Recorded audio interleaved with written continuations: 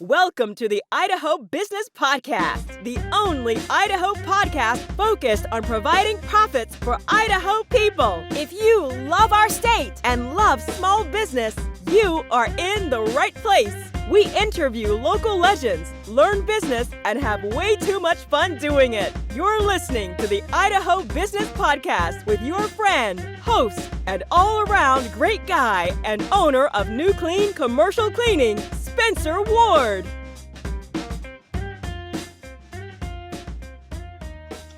The Idaho Business Podcast is sponsored by Dell's Outdoor Advertising. These guys are an institution when it comes to billboard advertising, traditionally or digital billboard advertising. They are represented from Pocatello all the way to Blackfoot, and they will tell you this is a great way, and I will tell you this is a great way to have top of mind awareness for your clients, your potential clients. There are some great things that still can be accomplished from billboards, even though we're in the Facebook and social media marketing, realms of the world right now. So if you contact Rob and you set up a 3-month deal to be on the billboard, he'll give you your installation for free, or your first month for free, excuse me.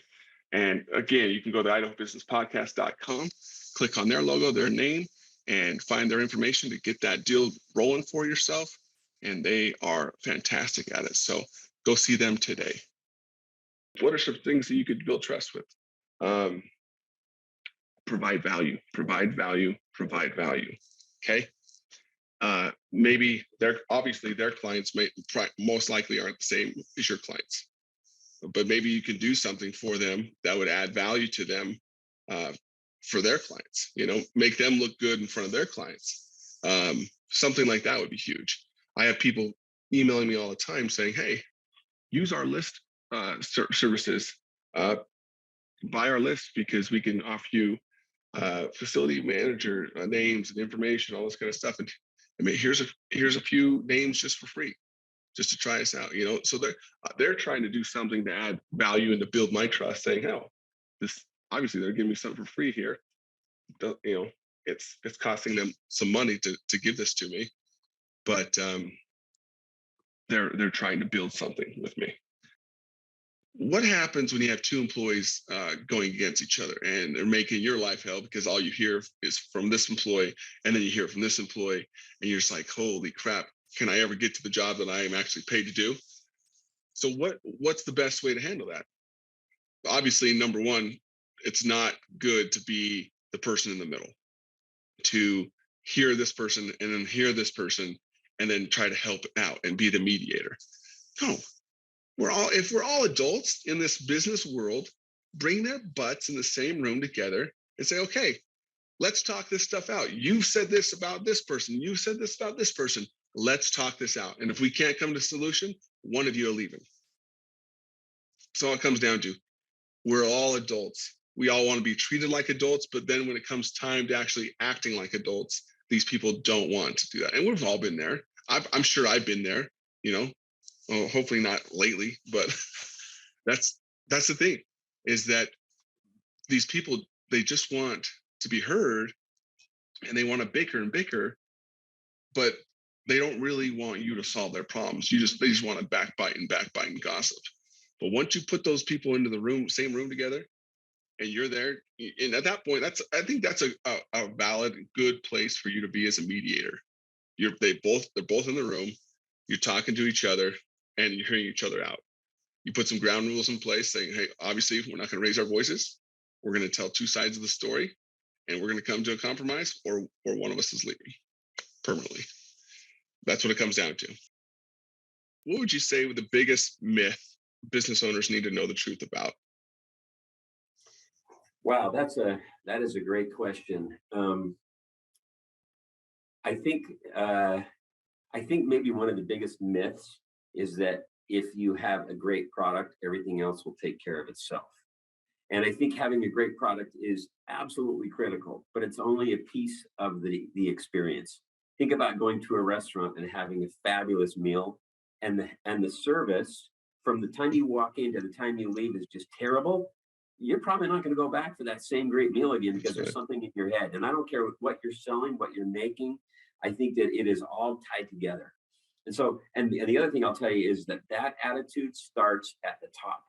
That starts Yep. with the business owner. And the way the business owner thinks about their customers, every person in the company is going to think about it the same way. So, and they'll treat the customers the same way the business owner does. So I don't know if that's necessarily a myth, but I think you've got to have a really great product and you've got to have a great experience with the people buying that product. You put those two together, I'm telling you, it's unbeatable.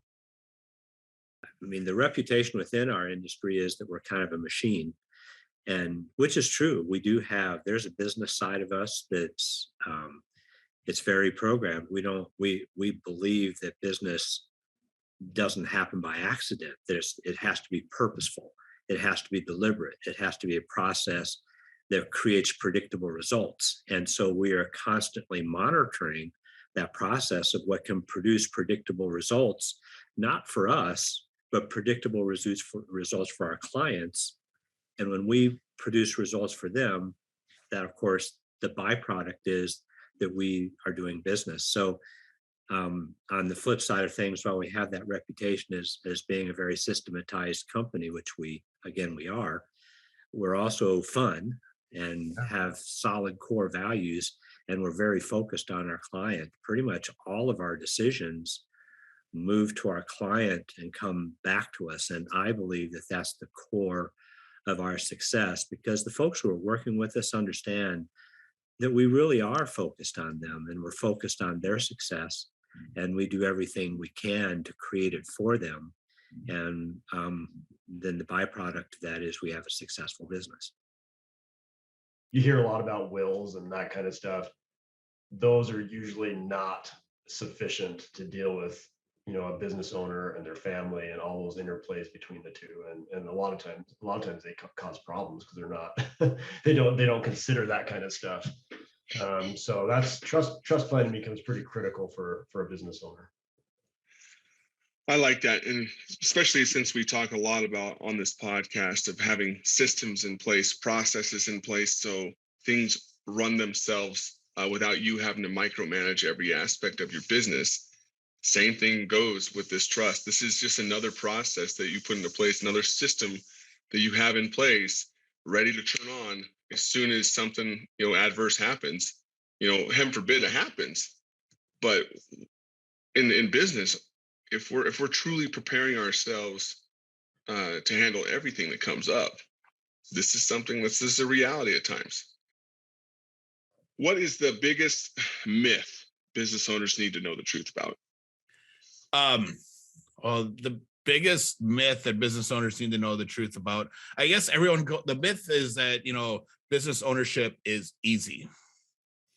And everyone's like, oh, just go start a business, go do this. I'm going to go start this thing. And they think it's going to happen overnight. And that they don't have to do the sales thing anymore and, build it and they'll come. And that's not how it works. Business ownership and growing a business takes effort and it takes time, and you have to go sell stuff. It's easy. When I started my business, I fell victim to this, and I got the cool logo, and I did the website, and I built a cool culture deck because I wanted to build this company built around certain ideals. So I was doing all that stuff, and I wasn't selling anything. And all of a sudden I'm like, oh, I need to make some money. And, all of a sudden all that stuff that was cool to have that made you feel like a CEO was done. It was off my list. And now everything was business development. And that is the number one thing that CEOs need to be doing, especially if you are a small to medium business. You got to be out selling. You need to be the face of your company and generating revenue and feeding. Your job as a CEO is to make sure your employees get fed. What's maybe the biggest learning experience you've had as a CEO in this world of a startup? Probably one that is a tough one to swallow is you can't make everyone happy. Yeah, That's really difficult. Because I always thought that, okay, we'll start this and everyone will like our product and it will all be good. And there's just been some situations where either they didn't understand 3D printing or they didn't know what manufacturing issues could happen and stuff. And we ended up parting ways. And the first couple of times that happened, like we had a customer say that our parts were too sandy, which we're printing a powder material, so the edge is slightly rougher than your typical part, but there's ways we can get around that with tumbling and smoothing the part and stuff. And we offered these situations to them, but they were so set that it was too sandy that it was completely unusable. And I believe they were just using it for fit. And it was like, so you're not understanding the situation that we're in. We're trying to help you fix it. So we ended up just giving the customer a refund, and we were like, unfortunately, this isn't going to work. And that phone call was the hardest one that I probably had to deal with, is just understanding, like, how do I explain this well enough? It's definitely the biggest challenge I've had, is almost dealing with the customer aspect of a business. A pretty good name for ourselves. I mean, we're not perfect, but when we do make mistakes, we try to communicate through them. So you're like any other business that's running, or you're not perfect, you make mistakes? No, but I think, you know, there's a difference between making mistakes and owning up to mistakes. That's right. You know, it's an imperfect science, you know, especially field work.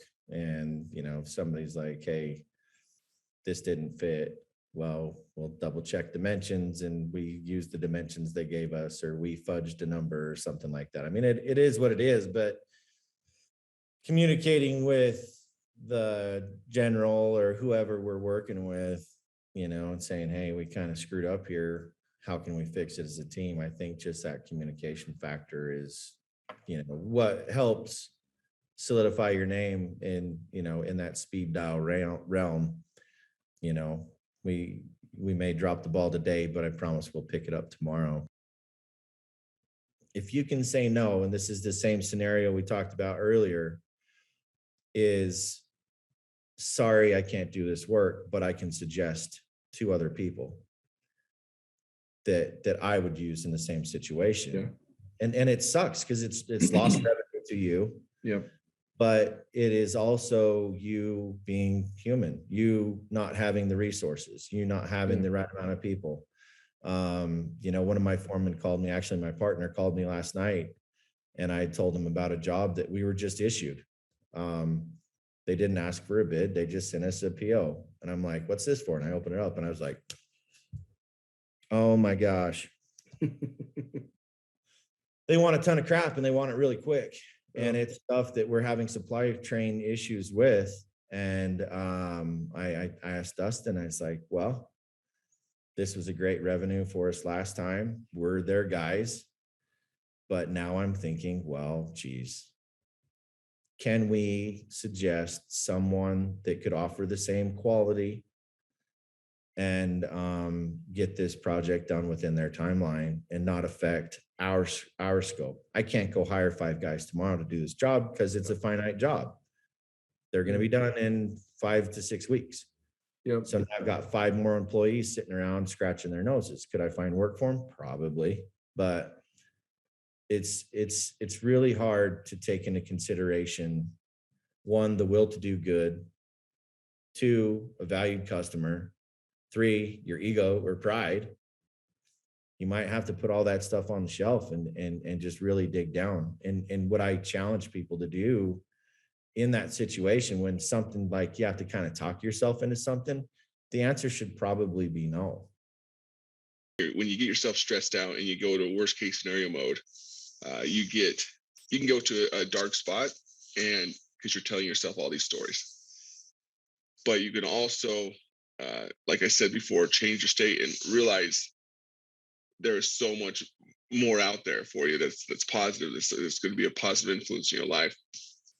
One thing I love to do, and I've said this over and over again on the show, is going back to the gratitude in my life, what I'm grateful for, what is happening for me, what is happening to me, for me, in the realms of, hey, I've got healthy children, I've got, you know, a wife that I hope loves me. And that, man, that alone just gets you to a better spot. because we all have things in our lives that aren't real fun to deal with, but we also all have things in our lives that are a source of positive energy and influence. The Idaho Business Podcast is sponsored by New Clean Commercial Cleaning. This is my company, guys. I'm telling you, I'm not just because I'm the owner, the creator of it, but we are a great company for servicing your janitorial needs, your carpet cleaning needs, your stripping wax needs, all your floor maintenance needs. We are there for you. Everything is backed up by the "we're not perfect" guarantee. And if it's pretty much if you call and we don't get a hold of you, you don't get a hold of us, we will call you back within an hour and fix the problem within 24 hours, or the cleaning's on us. So that is our promise to you. And if you call or go into the Idaho Business Podcast website, click on the New Clean logo and book a janitorial solution huddle with us, and mention that you heard about us on the podcast, you'll get 2 free restroom floor cleanings for your office for free. Tile and grout in your restrooms will be sparkling clean. And that's the offer. Tell you, take us up on it. You won't regret it. There's no strings attached. So go see them today. See ya. Congratulations on spending a couple of minutes getting a little bit smarter, having some fun, and supporting the Idaho business community. If you're feeling the love, make sure to subscribe, rate, and review on iTunes, Stitcher, or wherever you are.